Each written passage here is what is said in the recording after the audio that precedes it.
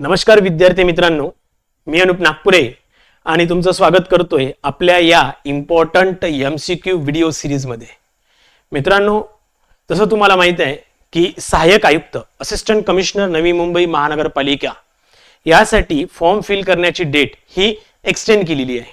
त्याच अनुषंगाने एक्झामची डेट सुद्धा पुढे गेली असेल 100%. म्हणजेच काय, येणारी एक्झाम मेच्या एंड किंवा जूनच्या फर्स्ट वीक मध्ये होण्याचे चान्सेस आहेत. त्याच कंडिशनला घेऊन आपण ऑलरेडी सिलेबस दोन्हीही बॅचचे कव्हर केलेले आहे किंवा संपलेले आहे. म्हणून काय तर मग आपण आता काय लॉन्च केलंय तर एक रोज किंवा अल्टरनेट डेजला एक MCQ व्हिडिओ सिरीज घ्यायची, जेणेकरून तुम्ही आतापर्यंत केलेला अभ्यास किंवा त्यावर चालू केलेली रिव्हिजन ही तुमच्या फायद्याची आहे की नाही किंवा कसं तुमचा अभ्यास झालेला आहे हे तुम्हाला स्वतःला जज करण्यासाठी ही एक व्हिडिओ सिरीज आपण लॉन्च केलेली आहे. बरोबर आहे. त्यासोबतच ज्या विद्यार्थ्यांनी अजूनपर्यंत आपला कोर्स घेतलेला नाहीये त्यांच्यासाठी सांगतोय की आपला फास्ट ट्रॅक रेकॉर्डेड कोर्स जो की फक्त आणि फक्त 2199 मध्ये अवेलेबल आहे पिलर्स कोचिंग क्लासेस ऍपच्या स्टोअरमध्ये. ज्यांना हा परचेस करायचा असेल त्यांनी प्ले स्टोअरवरनं पिलर्स कोचिंग क्लासेसचा ऍप डाउनलोड करा आणि आता जे चालू आहे MCQ अशा सारख्या भरपूर MCQ व्हिडिओसाठी आणि बाकीच्या सर्व लेक्चरसाठी म्हणजे 10ही कायदे त्यामध्ये ऍड केलेले आहेतच. त्यामुळे त्याचाही तुम्हाला फायदा घेता येईल.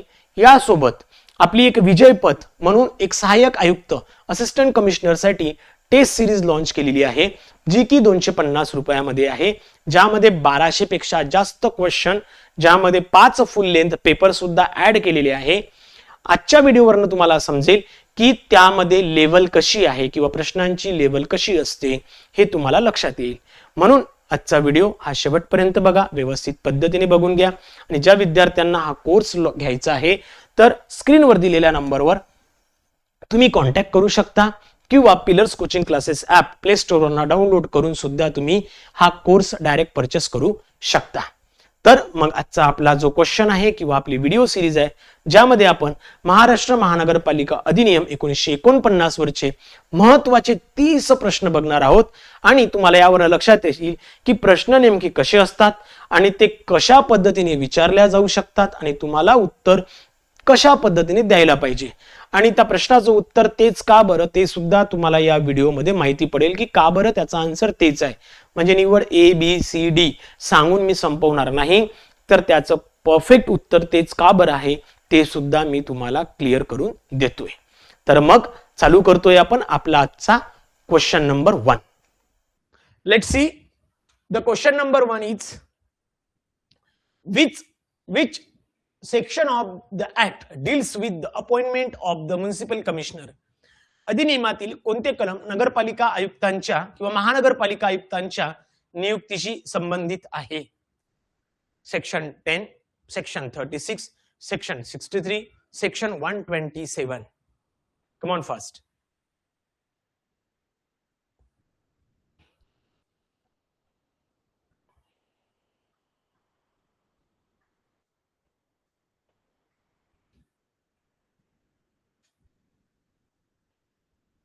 ओके, चलो गुड. सेक्शन नंबर 36 काय सांगतोय? Section number 36 Maharashtra municipal corporation act 1949 म्हणजेच काय, महाराष्ट्र महानगरपालिका जो काही अधिनियम आहे 1949 चा, यामध्ये सेक्शन नंबर 36 हा म्युनिसिपल कमिशनरच्या अपॉइंटमेंट किंवा नियुक्तीबद्दल डील करत असतो. ओके, सेक्शन नंबर 36 नुसार म्युनिसिपल कमिशनर हा स्टेट गव्हर्नमेंट द्वारे अपॉइंट केला जातो. म्हणजेच त्याची निवड डायरेक्टली महानगरपालिका करत नाही, तर कोण करते तर राज्य सरकार करत असते. He is the chief executive authority of municipal corporation. म्हणजेच तो पूर्ण प्रशासनाचा मुख्याधिकारी असतो.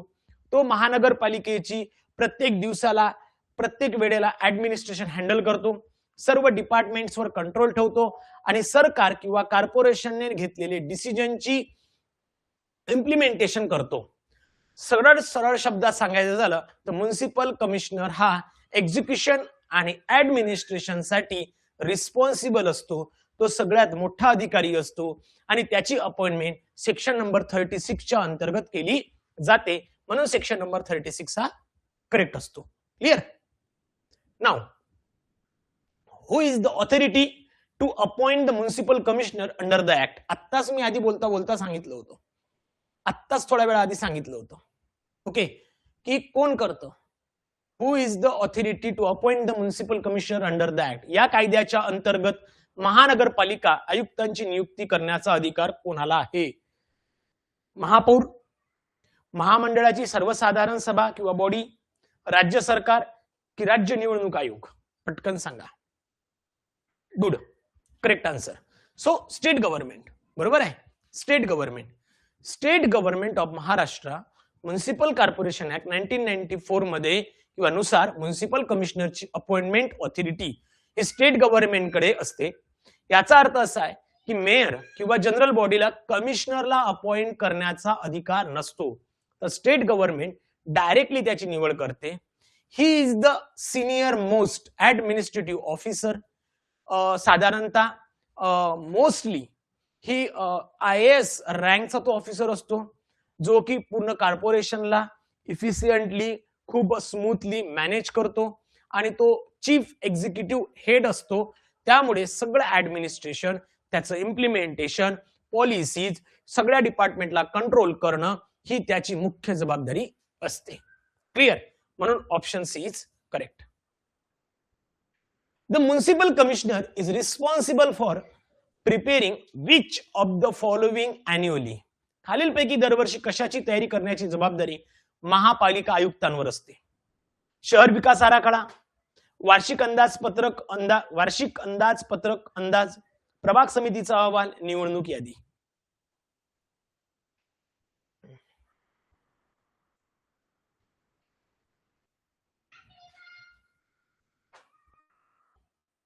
गुड. चला, option B is correct. Exactly option B correct आहे.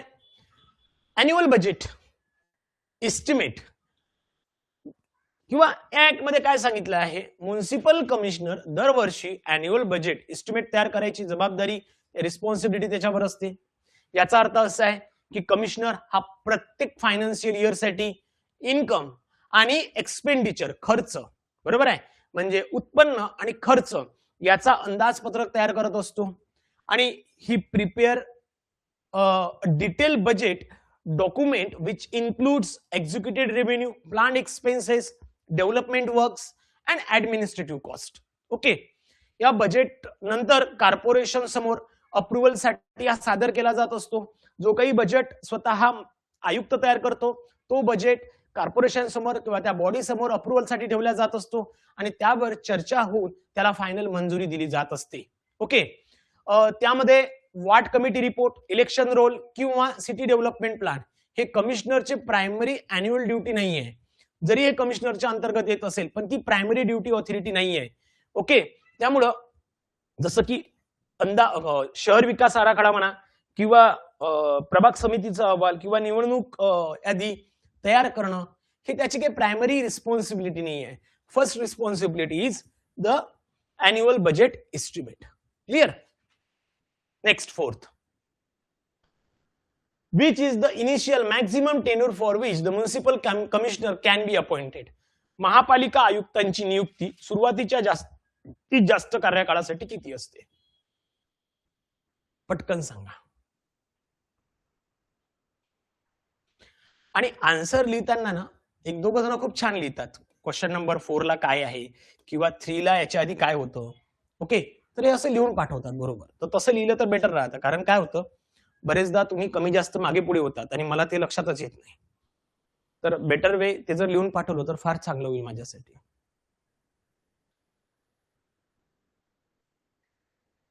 Okay, exactly. चला, क्वेश्चन नंबर 4. क्वेश्चन नंबर 4 ला 3 करेक्ट, 3 इयर्स करेक्ट, म्हणजे बी करेक्ट. ओके, सो 3 वर्ष या ऍक्ट नुसार म्युनिसिपल कमिशनरचं इनिशियल अपॉइंटमेंट जे असतं किंवा इनिशियल टेन्यूर जो असतो तो मॅक्झिमम 3 वर्षाचा असतो. म्हणजेच कमिशनरला सुरुवातीला 3 वर्षापर्यंत अपॉइंट केलं जातं. नंतर गरजेनुसार हा पिरियड कदाचित वाढवला जाऊ शकतो किंवा एक्सटेंड केला जाऊ शकतो. पण या पर्टिक्युलर केसमध्ये कोणताही कमिशनर त्या कॉर्पोरेशनला मॅक्झिमम 3 वर्ष राहू शकतो. त्याची अपॉइंटमेंट 3 वर्षासाठी जास्तीत जास्त असू शकते. ओके. पण इन केस काही वेळेला जसं की मागच्या वेळेला पॅन्डेमिक मध्ये, कोरोनामध्ये ह्या ज्या काही पिरियड होता त्याला एक्सटेन्शन घेण्यात आलं होतं, त्याला एक्सटेन्शन देऊ शकतो. स्टेट गव्हर्नमेंटकडे तसे राईट्स आहेत. म्हणून बी correct. Which of this city is not governed by the Maharashtra Municipal Corporation Act 1949? यापैकी कोणते शहर महाराष्ट्र महानगरपालिका अधिनियम 1949 द्वारे शासित नाही? Pune, Thane, Mumbai, Nashik. Question number 5. Question number 5 कोणते नाहीये?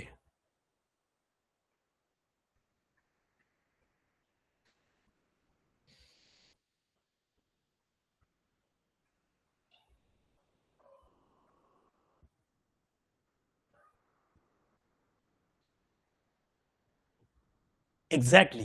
चला, बरोबर आहे. सी ऑप्शन करेक्ट आहे. कारण काय की यामध्ये जेवढे शहर दिलेले आहे हे महाराष्ट्र म्युनिसिपल कॉर्पोरेशन ऍक्ट 1949 च्या अंतर्गत येतात. पण जर का तुम्ही मुंबईला घेतलं तर मुंबई ही मुंबई म्युनिसिपल कॉर्पोरेशन ऍक्ट 1988 च्या अंतर्गत येते. म्हणजेच काय, त्यामुळं मुंबईच्यासाठी जो काही ऍक्ट आहे किंवा कॉर्पोरेशनचा जो ऍक्ट आहे तो वेगळा आहे, तो या पर्टिक्युलर केसमध्ये येत नाही. म्हणून मग हे ऑप्शन करेक्ट आहे. Next 6. Under section 37, from which fund is municipal commissioner's salary paid? कलम 37 अन्वये महापालिका आयुक्तांचे वेतन कोणत्या निधीतून दिले जात असते? ओके. कोणत्या निधीतून? राज्याचा एकत्रित निधीतून, म्युनिसिपल फंड मधून, महापौरांचा विवेकाधीन निधी किंवा राज्य अनुदान निधीमधून दिला जातो? सांगा पटकन. जी काही कमिशनरची सॅलरी दिली जाते ती कशी दिली जात असते?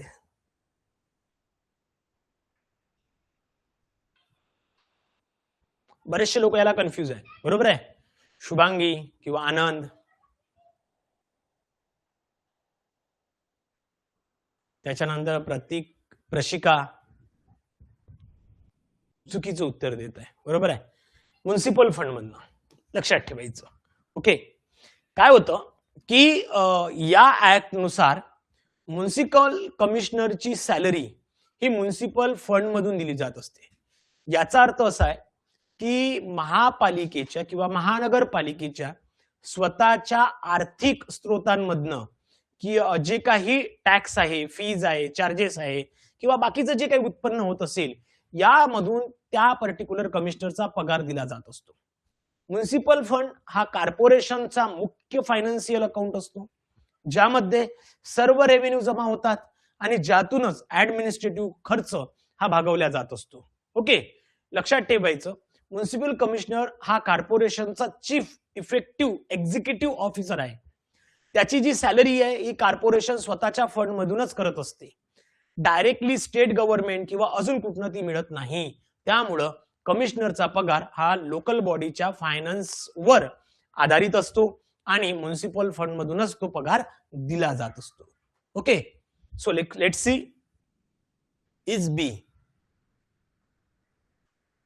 Yes, which we that particular salary will be decided by the state government, obviously, but it will be paid through the municipal fund.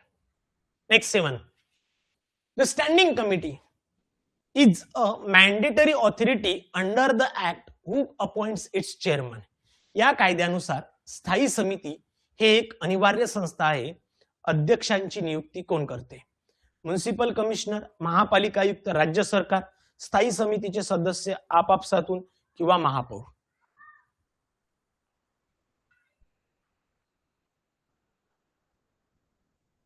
स्थायी समितीचा जो कोणी चीफ असतो, चेअरमन असतो, तो कोण आहे? ओके. तुम्ही जर का असं लिहून पाठवलं जसं की आधीच्या प्रश्नाला 6 तर असं लिहून पाठवलं 6B किंवा 6B तर मला लगेच लक्षात येतं. ओके.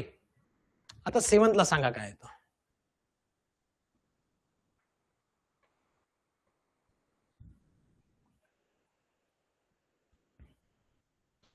चला, good. Option C is correct. Option C is correct. 7th ला सी करेक्ट का बरं आहे रे? व्यवस्थित समजून घ्या. कारण काय की स्टँडिंग कमिटीचा चेअरमन हा त्याच कमिटीचे मेंबर स्वतःमधून इलेक्ट करत असतात.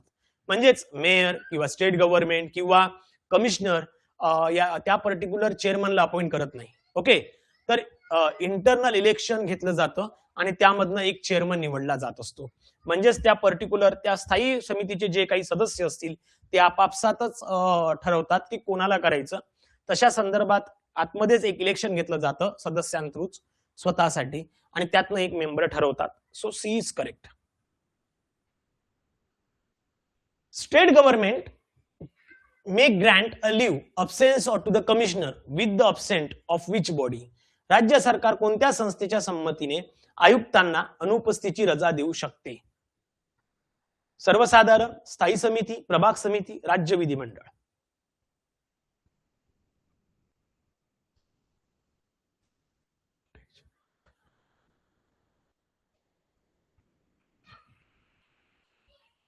क्वेश्चन नंबर 8 पटकन सांगा. Don't raise your hand. Please don't raise your hand. Okay.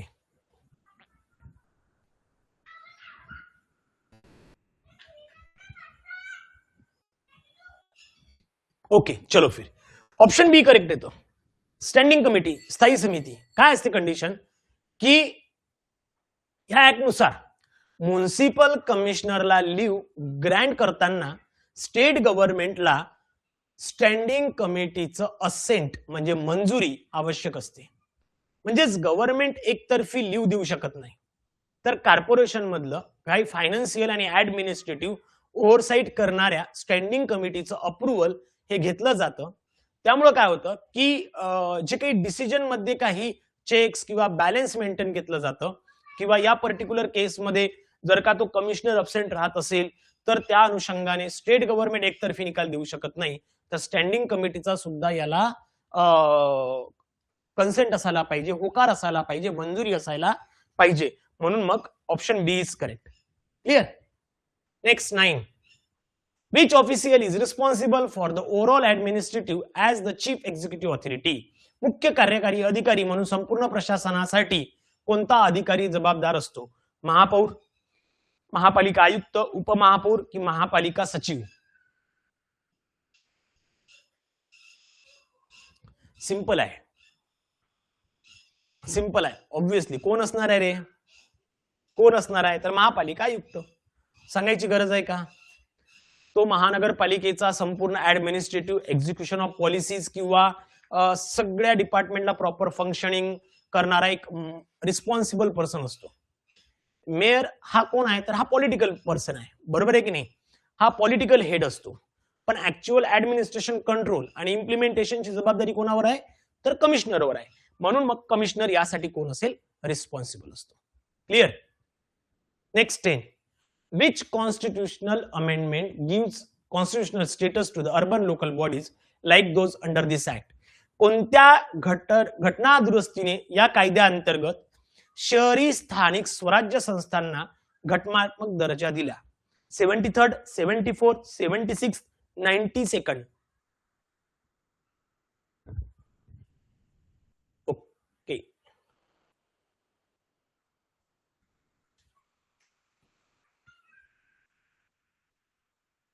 Santosh, answer चुकलंय तुमचं. चला, बऱ्याच लोकांना माहित नसेल तर सांगून देतोय. अर्बन लोकल बॉडीज साठी 74th आहे, शहरी विभागासाठी, अर्बन साठी आणि रुरल साठी 73rd आहे. ओके. जिल्हा परिषद, पंचायत समिती वगैरे आहे या 73rd मध्ये येतात आणि अर्बन लोकल बॉडीज ज्या या 74th मध्ये येतात. लक्षात ठेवा. म्हणजेच काय, जो काही 74 CAA जो ऍक्ट आहे 1992 द्वारे अर्बन लोकल बॉडीज म्हणजे ज्याला आपण ULB जसं बोलतो, जसं की म्युनिसिपल कॉर्पोरेशन असेल, म्युनिसिपल काउन्सिल असेल, यांना जो कॉन्स्टिट्यूशनल स्टेटस देण्यात आला होता, हा अमेंडमेंट किंवा या पर्टिक्युलर केसमध्ये जो काही अर्बन एरियाज मध्ये जो काही यांना एक फ्रीडम दिल्या गेलेला आहे ते 74 CAA नुसार दिलं गेलं होतं. लक्षात ठेवायचं. ओके. त्यासाठी जो काही पार्ट आहे 9 नंबर, त्यामध्ये ए जे काही अनुसूची आहे त्या संविधानात ऍड करून त्याची दुरुस्ती करून या पर्टिक्युलर फ्रेमवर्क मध्ये अर्बन लोकल बॉडीजला फ्रीडम दिल्या गेलं होतं 3 टायर सिस्टम मध्ये. लक्षात ठेवायचं. म्हणून 10 ला B correct. What defines a larger urban area where a municipal corporation can be established? मोठ्या शहरी क्षेत्राची व्याख्या काय आहे जिथे महानगरपालिका स्थापन केली जाऊ शकते?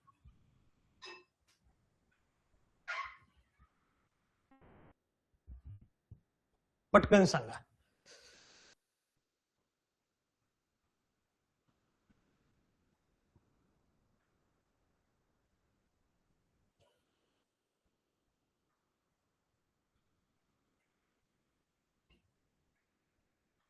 गुड.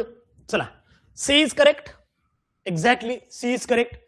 काय सांगतो या ऍक्ट मध्ये, जर का पॉप्युलेशन मोर दॅन 3 लाख असेल as per the state notification, okay, तर कॉन्स्टिट्यूशन 74th अमेंडमेंट ऍक्ट मध्ये जो काही कंडिशन्स आहे त्यानुसार लार्जर अर्बन एरिया हे डिफाईन करताना पॉप्युलेशन हा एक मेजर फॅक्टर असतो आणि जनरली 3 लाखापेक्षा जास्त लोकसंख्या असलेला एरिया जो स्टेट गव्हर्नमेंटच्या नोटिफिकेशनद्वारे डिक्लेअर केला जात असतो तिथे म्युनिसिपल कॉर्पोरेशन स्थापन केली जाते.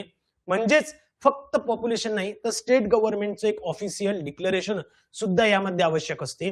म्हणजेच काय, फक्त 3 लाखाच्या वर लोकसंख्या गेली म्हणजे ते ऑटोमॅटिकली महानगरपालिका होते असं नाहीये. त्यासाठी तुम्हाला स्टेट गव्हर्नमेंटचं अप्रुव्हल किंवा त्यांनी डिक्लेअर सुद्धा करणं गरजेचं आहे. त्यानंतरच त्या पर्टिक्युलर एरियाला लार्ज अर्बन एरिया किंवा महानगरपालिका म्हणून तुम्ही असं ओळखू शकतात. तर लक्षात ठेवायचं 3 लाख पेक्षा जास्त लोकसंख्या. क्लिअर. त्यासोबतच राज्य अधिसूचनेनुसार हे पण खूप महत्वाचं आहे. 12. Who is responsible for the preparation of municipal election roll? Municipal election roll तयार करण्याची जबाबदारी कोणाची आहे? महापौरांची आहे, महानगरपालिका आयुक्तांची आहे, राज्य निवडणूक आयुक्तांची आहे की स्थायी समितीची आहे? पटकन सांगा. State election municipal election rolls जी यादी तयार केली जाते ती कोणाची जबाबदारी असते? एक्झॅक्टली बरोबर आहे. कोणाची आहे? राज्य निवडणूक आयोगाची असते. बरोबर आहे की नाही? म्हणजेच काय, state election commission of India ही ऑथॉरिटी म्युनिसिपल इलेक्शन रोल तयार करण्यासाठी रिस्पॉन्सिबल असते. म्हणजेच वोटर लिस्ट तयार करणे, अपडेट करणे आणि इलेक्शनसाठी ती मेंटेन करणं हे काम कोणाचं आहे? स्टेट इलेक्शन कमिशनकडे असते. त्यामुळं मेयर किंवा कमिशनर किंवा स्टँडिंग कमिटी या प्रक्रियेत कुठेही येत नाही किंवा ते स्वतः त्यामध्ये इन्व्हॉल्व्ह नसतात. त्यामुळे हा पण चुकीचा आहे, हा पण चुकीचा आहे आणि हा पण चुकीचा आहे. राज्य निवडणूक आयोग हे बरोबर आहे. Next 13. Which of the following is an obligatory duty under the section 63? कलम 63 अंतर्गत खालीलपैकी कोणते अनिवार्य कर्तव्य आहे? रस्त्याच्या कडेला झाडे लावणे, सार्वजनिक उद्यानांचे बांधकाम करणे, सार्वजनिक लसीकरण आणि रोग प्रतिबंधक किंवा सांस्कृतिक मेळाव्याचे आयोजन करणे. यापैकी कोणतं काम महत्वाचं आहे जे की सेक्शन 63 मध्ये सांगितलेलं आहे?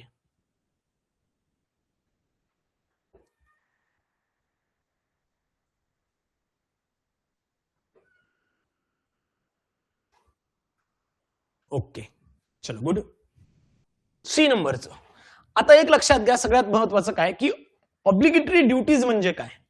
ऑब्लिगेटरी ड्युटी म्हणजे महानगरपालिकेनं बंधनकारक किंवा महानगरपालिकेला असलेलं बंधनकारक काम किंवा ते काम त्यांना करावंच लागतं हे यामध्ये सांगितलं जात असतं. ओके, यामध्ये पब्लिक हेल्थ रिलेटेड जेवढे काही कामं असतील जसं की वॅक्सिनेशन असू दे, डिसीज प्रिव्हेन्शन असू दे, सॅनिटेशन असू दे, हे कंपल्सरी असतात. कारण ते नागरिकांच्या डायरेक्टली हेल्थशी रिलेट करतात किंवा त्यांच्या हेल्थवर अफेक्ट करू शकतात. त्यामुळं बाकीचे ऑप्शन जसं की पार्क असू दे किंवा मग ट्री प्लांटेशन असू दे किंवा कल्चरल फेअर्स असू दे, हे सुद्धा त्यांच्या ड्युटीज मध्ये येतात. पण प्रामुख्यानं आणि सगळ्यात जास्त इम्पॉर्टन्स देणारं काम कोणतं आहे तर हे आहे सार्वजनिक लसीकरण आणि रोग प्रतिबंध. लक्षात राहील, डोक्यात फिट करून ठेवा. 14 number. A temporary vacancy occur in the office of the commissioner who appoints an acting person. जर आयुक्तांच्या कार्यालयात तात्पुरती रिक्तता निर्माण झाली असेल तर कार्यवाहक व्यक्तीची नेमणूक कोण करेल? महापौर, स्थायी समिती, राज्य सरकार की उच्च न्यायालय?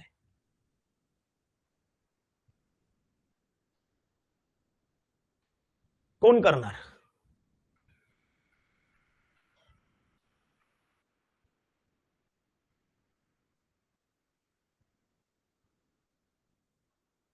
ओके, चलो, सी करेक्ट आहे. सी करेक्ट आहे. जर आयुक्तांच्या कार्यालयात तात्पुरती रिक्तता, आता आयुक्तांच्या कार्यालयात जर का तात्पुरती रिक्तता येत असेल तर किंवा म्युन्सिपल कमिशनरच्या पदावर टेम्पररी व्हॅकन्सी येत असेल किंवा निर्माण होत असेल, जसं की त्याची लीव्ह होत असेल किंवा ट्रान्सफर होत असेल, तर त्या जागी दुसरा एक कमिशनर नेमण्याचा अधिकार हा स्टेट गव्हर्नमेंटकडे असतो. कारण कमिशनर हा स्टेट गव्हर्नमेंटद्वारेच अपॉइंट केला जातो आणि तो चीफ एक्झिक्युटिव्ह ऑफिसर असल्यामुळं त्याची अनुपस्थिती किंवा त्याचा अब्सेन्स रिप्लेस करण्याची जबाबदारी ही स्टेट गव्हर्नमेंटची असते. त्यामुळं ऑप्शन सी हे करेक्ट आहे. क्लिअर. नेक्स्ट 15.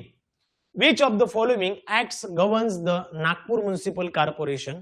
खालीलपैकी कोणता कायदा नागपूर महानगरपालिकेचा कारभार चालवतो? अपवाद म्हणून एमएमसी किंवा एमएमसी कायदा 1949, नागपूर महानगरपालिका अधिनियम 1948, मुंबई महानगरपालिका अधिनियम 1988, नागपूर नागरी प्रशासन अधिनियम 1950.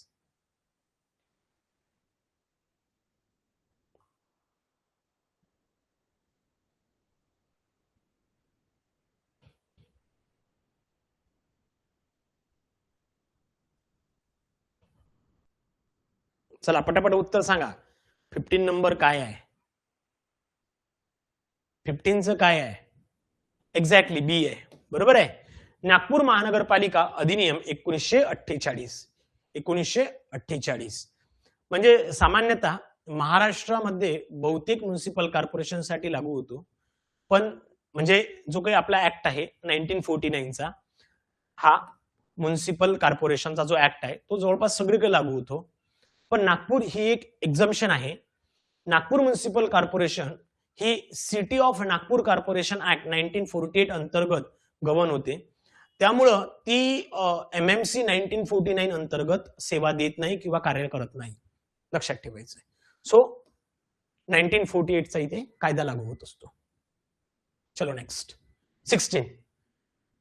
Under the section 67A, what is the deadline for the commissioner to submit the environmental status report to the corporation?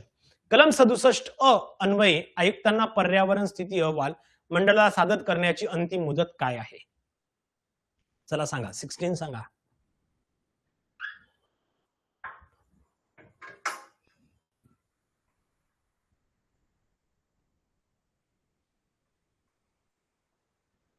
पटकन. सेक्शन नंबर 16 ला कोणता करेक्ट येतो?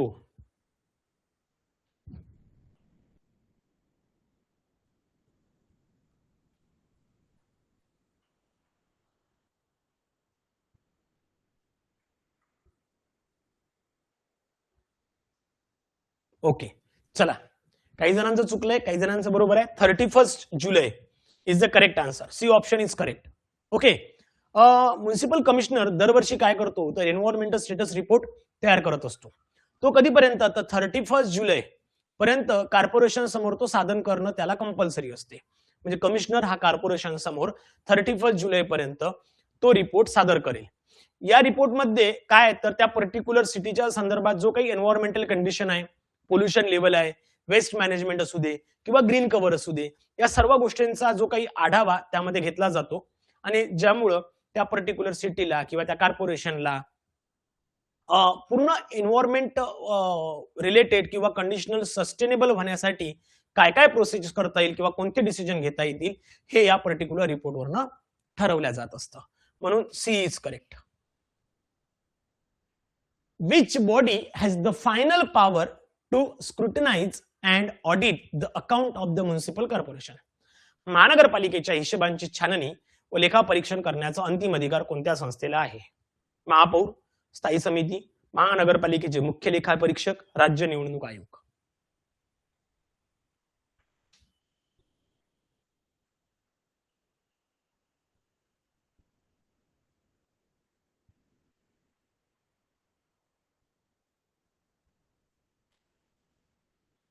Okay, good. 17 ला सी करेक्ट. Yes, exactly. का बरं आहे बघा, तर जो काही म्युन्सिपल चीफ ऑडिटर आहे, महानगरपालिकेचे जे काही मुख्य लेखापरीक्षक असतात, हे काय करतात की त्या पर्टिक्युलर कॉर्पोरेशनचं जे काही फायनान्शियल ट्रान्झॅक्शन असतील, एक्सपेंडिचर असेल किंवा अकाउंटची तपासणी करून एक ट्रान्सपरन्सी त्या पर्टिक्युलर कामात आणते, अकाउंटेबिलिटी मेंटेन केली जाते. त्यामुळे काय की मेयर असू दे किंवा स्टँडिंग कमिटी किंवा स्टेट इलेक्शन कमिशन या पर्टिक्युलर फायनल ऑडिटचा पॉवर त्यांच्याकडे नसतो किंवा ते त्यामध्ये इन्व्हॉल्व नसतात. त्यामुळे C is correct. 18. According to section 82, what is the primary source of the municipal fund? कलम 82 नुसार म्युनिसिपल फंडचा प्राथमिक स्रोत काय आहे?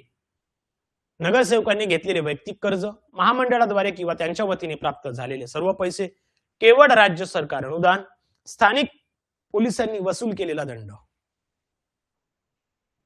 18 ला काय बरोबर आहे?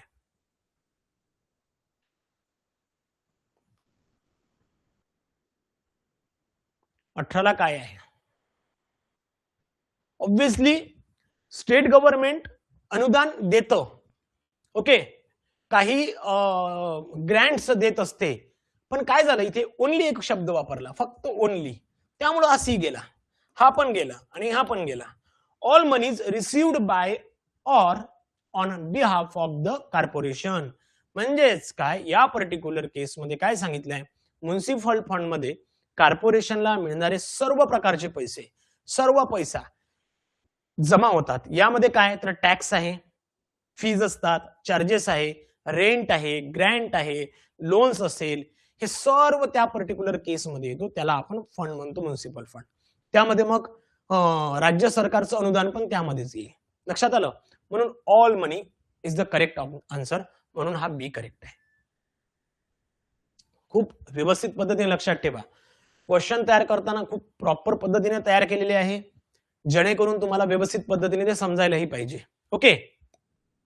Under a section 5B, a person contesting an election for a reserve seat must submit which of the following? कलम 5 अंतर्गत राखीव जागेसाठी निवडणूक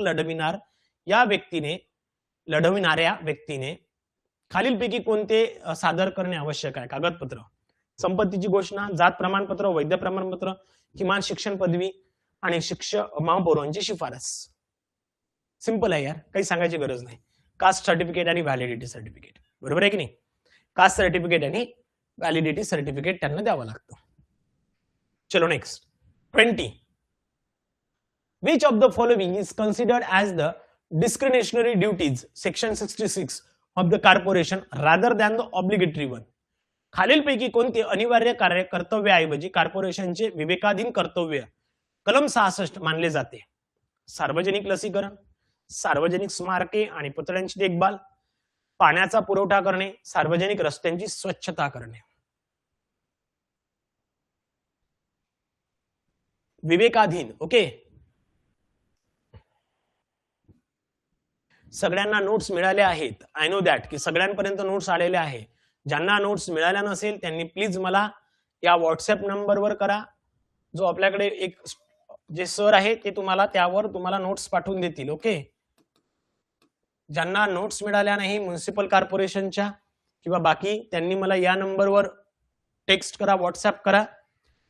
जे सर आपल्याकडे आहेत तर ते तुम्हाला हे नोट्स पाठवून देतील. क्लिअर? ओके. कोणती आहे रे? तर ऑप्शन बी या करेक्ट आहे. ऑप्शन बी या करेक्ट आहे. डिस्क्रिशनरी ड्युटीज म्हणजे काय? अशी कामं जी कॉर्पोरेशन करू शकते पण बंधनकारक नसते.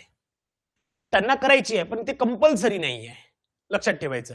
यामध्ये पब्लिक मॉन्युमेंट्स आणि स्टॅच्यूज जे आहे त्यांचं मेंटेनन्स हे करणं गरज आहे. पण याच्यात जर का उलट बघितलं, जसं की वॅक्सिनेशन हे कंपल्सरी आहे, वॉटर सप्लाय कंपल्सरी आहे, रस्त्यांची स्वच्छता कंपल्सरी आहे. These are the important things. म्हणून काय हे करणं आहे पण बंधनकारक नाही आहे. म्हणून मग ऑप्शन बी करेक्ट. लक्षात आलं? 21. Who has the authority to evict the person from corporation premises under the chapter 8A, अध्याय 8A च्या अंतर्गत कॉर्पोरेशन कॅम्पस मधून लोकांना बेदखल करण्याचा अधिकार कोणाकडे आहे? स्थानिक पोलीस ठाणे, महापौर, महापालिका आयुक्त, जिल्हाधिकारी.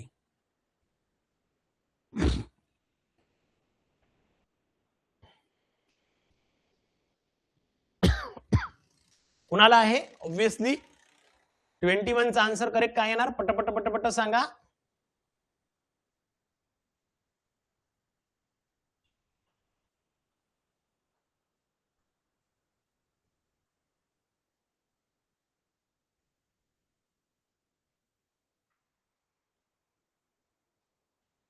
ओके, बरोबर आहे. महानगरपालिका आयुक्त जो असतो, कमिशनर जो असतो, त्याच्याकडे असतो. जे काही अनऑथराइज व्यक्ती असेल त्यांना बाहेर काढणं, इविक काढणं, त्याचा अधिकार कोणाकडे आहे? तर म्युनिसिपल कमिशनरकडे असतो, ना की पोलीस किंवा महापौर किंवा जिल्हाधिकारी यांच्याकडे नसेल. तर त्याची सर्व प्रक्रिया जी इनिशिएट करू शकतो किंवा ऍज पर द फोर्स किंवा ऍज पर द रूल जे काही करेल तो स्वतः कमिशनर करत असतो. म्हणून C correct. According to section 129, when the property taxes is shifted from a rateable value to the capital value, the tax for a residential building cannot exceed how many times the tax of the preceding year. अध्याय 8 च्या अंतर्गत corporation campus मधून लोकांना बेदखल करण्याचा अधिकार कोणाकडे आहे? सॉरी, काहीतरी कॉपी मिस्टेक झालंय. 8व्या प्रकरणात कॉर्पोरेशन कॅम्पस मधून लोकांना काढण्याचा अधिकार कोणाकडे? सॉरी, हे चुकीचं केलंय. Okay, according to section 129, when the property tax is shifted from rateable value to the capital value, ज्या वेळेला रेटेबल व्हॅल्यू आणि कॅपिटल व्हॅल्यू मध्ये तो टॅक्स शिफ्ट केला जातो, त्यावेळेला जो काही रेसिडेन्शियल बिल्डिंग्स असतील त्याला किती पेक्षा जास्त तो टॅक्स वाढवला जाऊ शकत नाही. ओके, आणि हे आपण बघितलेलं पण होतं. सो 22 ला किती असतो? बघा काय सांगतो, ऍक्ट मध्ये काय सांगितलं जातं. येस, एक्झॅक्टली 2 टाइम्स वाले जे आन्सर देतील ते करेक्ट देतील 100%. 2 टाइम्स हे बघितलं पण आहे, हे आपण ऑलरेडी बघितलेलं होतं. 2 times Maharashtra municipal corporation act 1949 यामध्ये काय आहे, जेव्हा प्रॉपर्टी टॅक्स हा रेटेबल व्हॅल्यू वरून कॅपिटल सिस्टीम कडे शिफ्ट केला जात असतो, तेव्हा रेसिडेन्शियल बिल्डिंग साठी टॅक्स मध्ये अचानक खूप वाढ होऊ नये म्हणून लिमिट ठेवली जाते. त्यामुळे हा टॅक्स मागील वर्षाच्या टॅक्सच्या जास्तीत जास्त 2 पट किंवा 2 टाइम्स पर्यंतच वाढवला जाऊ शकतो. म्हणजेच सिटीजनवर अचानक कोणत्याही नागरिकांवर एकदम फायनान्शियल बर्डन यायला नको किंवा येऊ नये यासाठी ही प्रोसिजर केलेली आहे. त्यामुळे ऑप्शन ए हा करेक्ट आहे. Clear. Next 23. If a councillor remain absent from all the meetings of the corporation for a period of blank consecutive month without permission of the corporation, their seat become vacant under the section 11. एखाद्या नगरसेवकाने महापालिकेच्या परवानगीशिवाय सलग महिने महामंडळाच्या सर्व सभांना गैरहजर राहिल्यास कलम 11 अन्वये त्याची जागा रिक्त होती. किती महिने? किती महिने?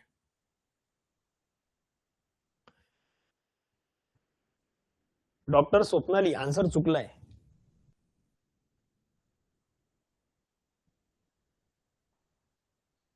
Question 23. Yes, exactly B is correct. 3 महिने, कॉन्सिक्युटिव्ह 3 मंथ्स जर का अब्सेंट राहत असेल, ओके, ऍक्ट नुसार काय, एखादा काउन्सिलर कॉर्पोरेशनच्या सर्व मीटिंगला जर का सलग 3 महिने अनुपस्थित राहत असेल, ओके, तर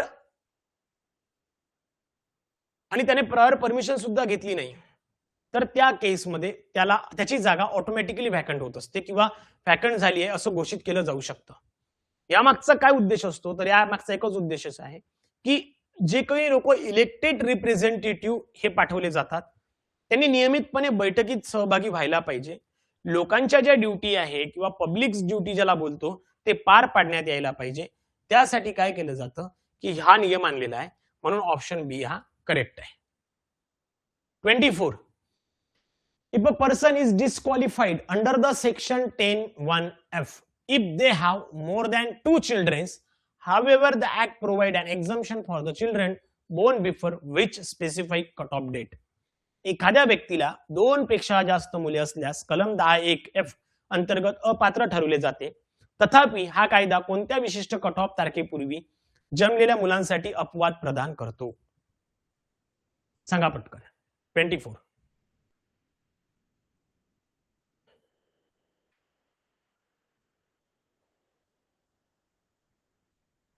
good. Shubhangi good.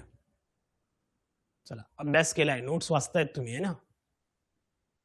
Reshma good.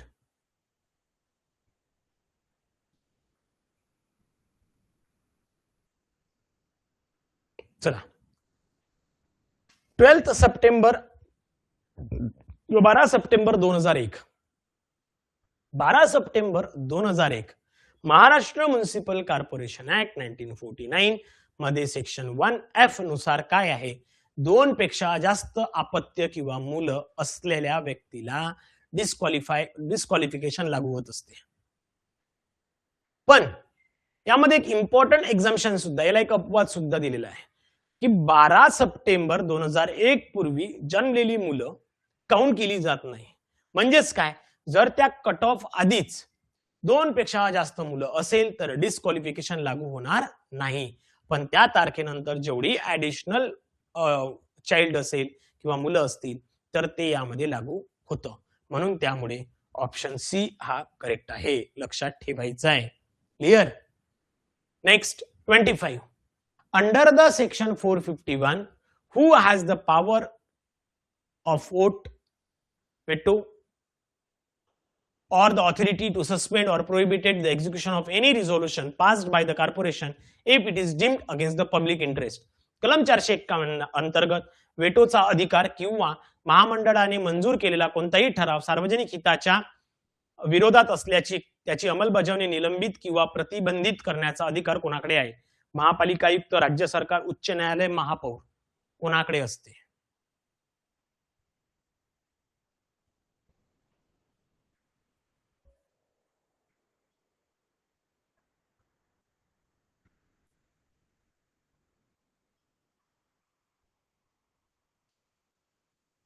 Okay, चला 25 ला गुड. रेश्मा बरोबर आहे, रोहित बरोबर आहे, संतोष बरोबर आहे. Okay, B is correct. State गव्हर्नमेंटकडे, बरोबर आहे, स्टेट गव्हर्नमेंटकडे. जर म्युनिसिपल कॉर्पोरेशनने पास केलेलं कोणताही रिझोल्युशन किंवा कोणताही अधिनियम किंवा एखादा कायदा हा पब्लिक इंटरेस्ट किंवा लोकांच्या विरोधात जर असेल असं वाटत असेल तर त्याचं एक्झिक्युशन सस्पेंड किंवा ते थांबवता येतं. आणि ते थांबवण्याचा अधिकार गव्हर्नमेंटकडे असतो.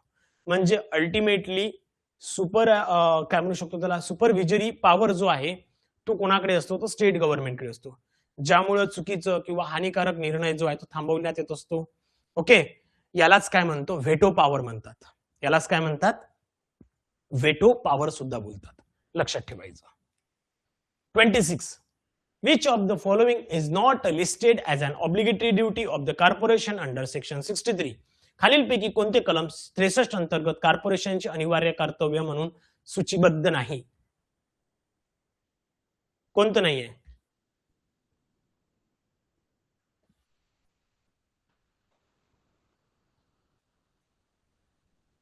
ओके, पटकन सांगा. 26 ला काय बरोबर येणार? पटपट पटपट सांगा बरं. Come on fast.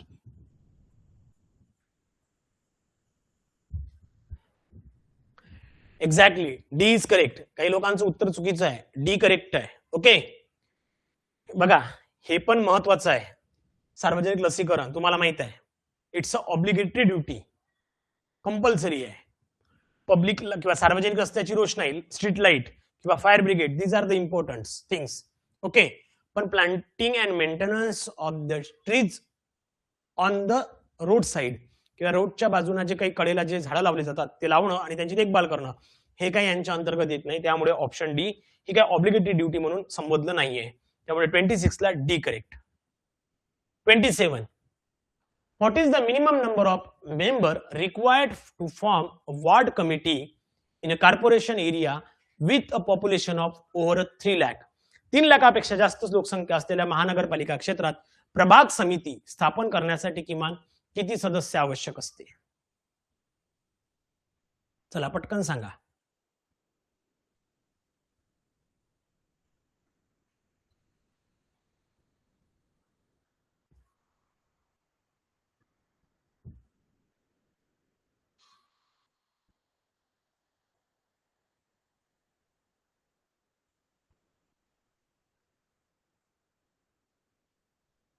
ओके, चलो फिर सी करेक्ट येतो बघा. वॉर्ड कमिटीच्या संदर्भात सी करेक्ट येतो. आपल्या नोट्स मध्ये पण तेच सांगितलेलं आहे, जर तुम्ही व्यवस्थित पद्धतीने वाचलं असेल तर. वॉर्ड कमिटीची कंपोजिशन ही फिक्स नंबरवर नसते, तर त्या एरियामधील इलेक्ट्रोल वॉर्डच्या संख्येवर डिपेंड करते. म्हणजेच त्या भागात जितके वॉर्ड्स असतील त्या प्रमाणात नंबर किंवा ते मेंबर्स ठरवतात. त्यामुळं मिनिमम 3, 5 किंवा 10 असं कोणतेही स्पेसिफिक नंबर ऍक्ट मध्ये दिलेला नाहीये. त्यामुळे हे पण चुकलं, हे पण चुकलं आणि हे पण चुकलं. सी करेक्ट आहे. Clear. 28 under section 109 corporation can borrow a money only for the purpose specified in the act. What is the maximum period allowed for the repayment of such a loan unless a longer period is sanctioned? कलम 109 अन्वये महामंडळ केवळ कायद्यात निर्दिष्ट केलेल्या उद्देशांसाठीच कर्ज घेऊ शकते. दीर्घ कालावधीसाठी मंजूर केल्याशिवाय अशा कर्जाची परतफेडीसाठी जास्तीत जास्त कालावधी किती आहे? कॉर्पोरेशनने घेतलेले लोन किती वर्षात परत करायचं असते? ओके, यामध्ये एक लक्षात घ्या, 2 मिनिट मी सांगतोय याचा आन्सर काय आहे. तर लक्षात घ्यायचं की म्युनिसिपल कॉर्पोरेशन जेव्हा लोन घेते तेव्हा त्या लोनला रिपेमेंट पिरियड जवळपास मॅक्झिमम 60 वर्ष असतात. ऍक्च्युली तो काय आहे की 30 ते 60 असतो. खरं तर हा काय असतो 30 इयर टू 60 इयर असतो. ओके, पण इथं काय म्हटलं होतं की मॅक्झिमम पिरियड म्हटलं, मॅक्झिमम पिरियड म्हटलं, बरोबर आहे की नाही? म्हणून मग इथे 60 वर्ष बरोबर आहे. अदरवाईज 30 पण बरोबर असतं, अदरवाईज 30 पण बरोबर असतं. तर लक्षात ठेवायचं की याची जी मर्यादा ही 60 वर्षापर्यंत असते मॅक्झिमम, आणि मिनिमम 30 वर्षापर्यंत. जोपर्यंत स्पेशल सँक्शन देऊन त्यापेक्षा जास्त कालावधी केला जात नसतो तोपर्यंत हाच एक टाइम, किंवा या टाइमला सुद्धा वाढवून दिलं जाऊ शकतं. लक्षात घ्या, या टाइमला सुद्धा वाढवलं जातं, पण त्यासाठी एक स्पेशल सर्क्युलर स्टेट गव्हर्नमेंट काढतं.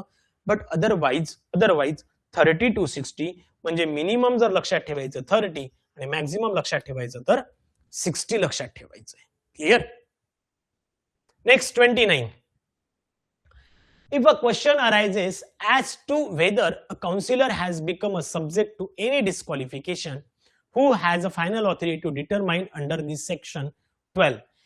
जर एखादा नगरसेवक कोणत्याही अपात्रतेच्या अधीन झाला आहे की नाही असा प्रश्न उद्भवला तर कलम 12 अंतर्गत हे निश्चित करण्याचा अंतिम अधिकार कोणाकडे आहे?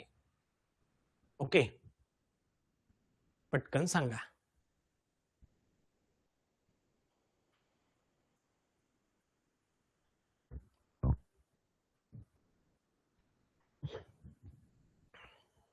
कोणाकडे असतो अंतिम अधिकार? कोण देऊ शकतो?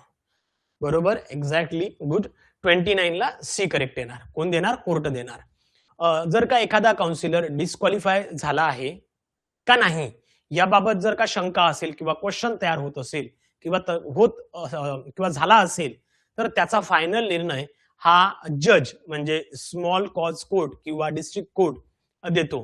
म्हणजेच काय, स्टेट गव्हर्नमेंट, कमिशनर किंवा इलेक्शन कमिशन हे कोणतेही तशा पद्धतीचं डिसिजन देऊ शकत नाही. तर ज्युडिशियल ऑथॉरिटी जी काही आहे त्याकडेच हा निर्णय सोपवला जातो आणि त्यांनी घेतलेला निर्णय हा फायनल असतो. म्हणून C correct. 30. Under the section 42(2) of the Act, if the municipal commissioner is a service officer, IAS, and the corporation passes a resolution for their removal, what is the specific requirement for the state government to be legally bound to recall them? कायद्याच्या कलम 45(2) नुसार जर महापालिका आयुक्त सेवा अधिकारी IAS असेल आणि महानगरपालिकेने त्यांना हटवण्याचा ठराव मंजूर केला असेल तर राज्य सरकारने त्यांना परत बोलावण्यास कायदेशीररित्या बांधील असणे आवश्यक आहे. ओके, तर किती नगरसेवक त्यासाठी लागू शकतात?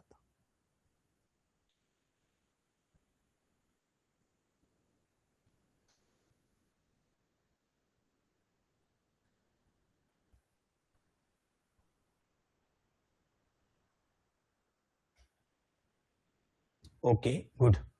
चला, बी ऑप्शन इज करेक्ट. बरोबर आहे, बी ऑप्शन इज करेक्ट. काय म्हणतो की एक लक्षात घ्या, जर म्युनिसिपल कमिशनर हा IAS ऑफिसर आहे किंवा सर्व्हिस ऑफिसर असेल आणि जर का कॉर्पोरेशनने त्याला काढण्यासाठी किंवा त्याला तिथून हटवण्यासाठी एक रिझोल्युशन पास केलं तर ते रिझोल्युशन इफेक्टिव्ह होण्यासाठी कमीत कमी 5/8 म्हणजे किमान 5/8 टोटल नगरसेवकांच्या काउन्सिलरच्या 5/8 काउन्सिलरचा सपोर्ट हा आवश्यक असतो.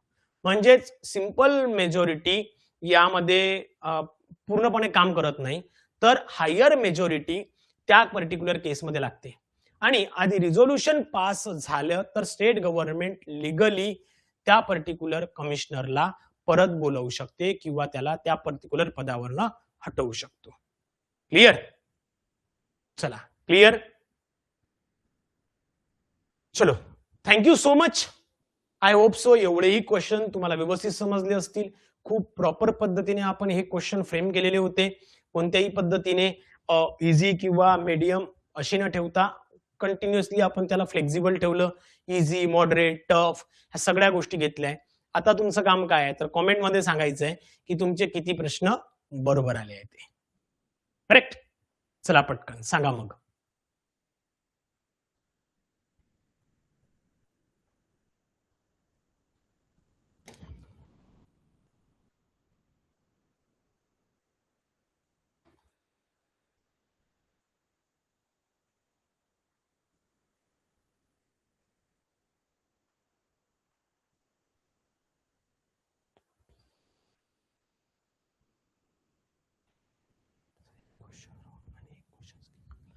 एक क्वेश्चन रॉंग, एक क्वेश्चन स्किप.